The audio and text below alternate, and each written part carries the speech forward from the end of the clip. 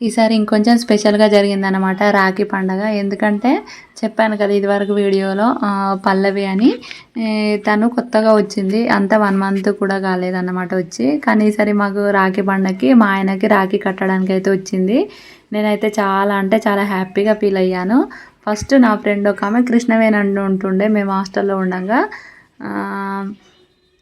అప్పుడు మా మ్యారేజ్ అయిన తర్వాత కృష్ణవేణి కట్టింది, తర్వాత దివ్య, తర్వాత పల్లవి అన్నమాట. సో ఇలా నాకైతే చాలా అంటే చాలా హ్యాపీగా అనిపించింది. ఇంకా దివ్య రాఖీలు కట్టిన తర్వాత పల్లవి తెచ్చిన రాఖీలు కూడా కట్టేసింది అదనమాట. సో ఈసారి కొంచెం రాఖీ పండుగ మాత్రం ఇంకొంచెం స్పెషల్గా జరిగిందనమాట.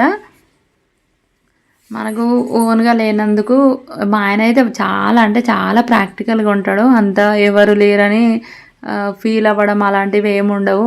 నేనైనా నాకైతే అలవాటైపోయింది 8 ఇయర్స్ నుంచి.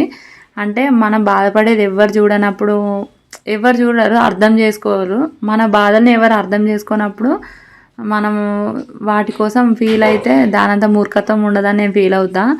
ఇంకా నేనైతే వాళ్ళ పిల్లలకు మొన్ననే ఏమంటారు రూహి ధృతికి కొన్నప్పుడే వాళ్ళకు కూడా రాఖీలు తీసుకున్నాను అన్నమాట. అంటే జస్ట్ టాయ్వి. వాళ్ళిద్దరికి ఎలాంటివి తీసుకున్నానో రూహికి ధృతికి సేమ్ వీళ్ళకి కూడా అంతే సేమ్ రాఖీలు తీసుకున్నాను. సో నేను కూడా వీళ్ళిద్దరికి కట్టేశాను అనమాట.